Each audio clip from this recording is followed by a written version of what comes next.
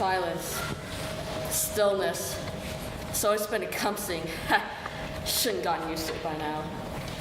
He and I, we go way back. He's clung through me all throughout my life.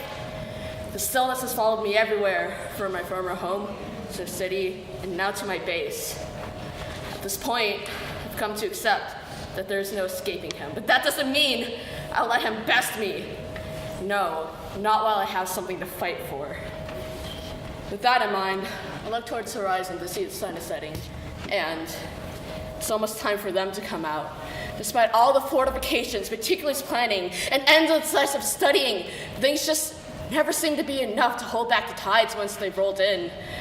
The best thing to do is to build some sort of fortified dam, but even then, sometimes to get through. I've created an army, a safe haven for anyone and everyone to belong in and to renew family ties. I've created a small sanctuary to provide the innocent with peace, prosperity, and protection, and yet it just never seems to be enough. The creatures of the night, whose very name is synonymous with death, destruction, or devouration, they come for our blood. They are the spirits of the condemned, with their magic and corruption and... Yo, Sky, are you monologuing to yourself? I look towards my friend, Ty, and immediately freeze up. I start shaking a little bit. Hi,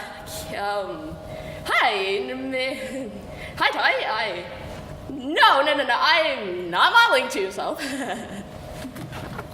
He starts crossing his arms and raises an eyebrow at me. Oh, really now? What, was it him again? Who?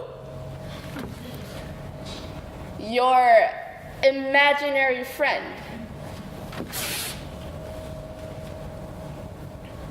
Oh, yeah.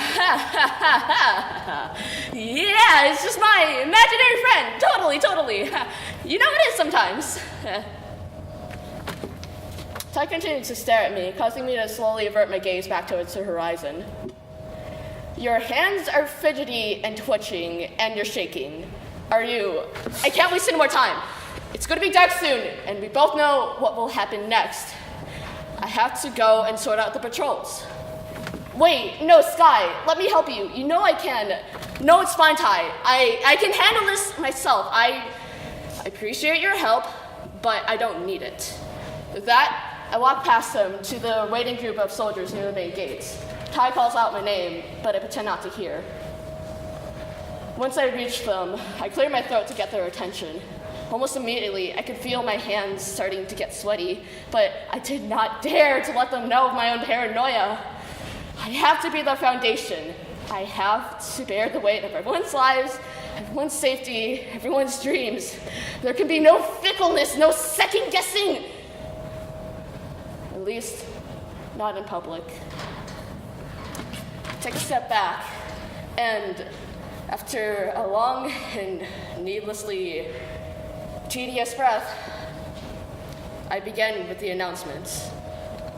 All right, you know the drill. Squadron 1, man the walls. Have the flare guns out and ready in case of any suspicious activity. Squadron 2, stay within a 10-yard of the radius of the walls and no further. Be on alert and don't let your guard down, even for a minute. Squadron 3, be on alert. If you see any of the flares, make sure to send the messengers to notify me and the rest of the army. Be ready for anything and everything. Everyone hear me. There's a collective amount of agreement, with everyone looking alert and attentive. However, I noticed that a person, I think she was a new recruit, was shaking while trying to remain strong. So while I dismissed the others to their duties and stations, I pulled her off to the side. Instantly, though, I could feel my heart starting to race, and I felt a little lightheaded, but no. I will not let my true emotions show. Not now, not ever again.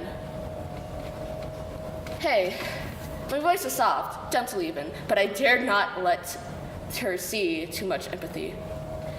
I noticed you were anxious earlier, and I know this is your first time, so I thought you might need some pep talk. She was staring at the ground, seemingly interested at her feet, but she nodded slightly. Look, I know this is all so overwhelming, but you can do this. I believe in you. Heck, I've seen you in the training grounds, and you're amazing. You're good with a bow, you're swift, and you've got a good heart. Annabelle, you're going to pull through this. Heck, if you can give me, the leader of this army, a run for my money, there's no way some sort of measly little stagger soldier can take you down. Knock him dead, kiddo. I believe in you. You got this. She was biting her lip earlier, but slowly, she dared to look me in the eyes. Thank you, Mr. Sky. I know I'm your leader and all, but you don't need to put me on any pedestal or anything. Sky will do. Thank you, Sky. With that, I dismissed her to catch up with the others. But wait, shoot, the patrols. Right, they're out and dismissed. But I have so much paperwork to do. Right. I quickly hurried back to the main gates, or rather, to the main Capitol building, but passing by some of the citizens and their preparation for the nightly onslaught of paranoia only reminded me more of my duties. So I quickened my pace and briefly nodded at some of the guards as they let me in. Even though I built the place brick by brick and decorated it as tastefully and as sparsely as I could, grandeur was never really a priority of mine. Heck, there is so much food and water that needs to be distributed. I did not want to spend any more than I needed to on prettying up the place. After all, people's needs always come before mine. That was the mentality that I was raised on, and that was going to be my mentality until the day I die. And yet, it's ironic actually.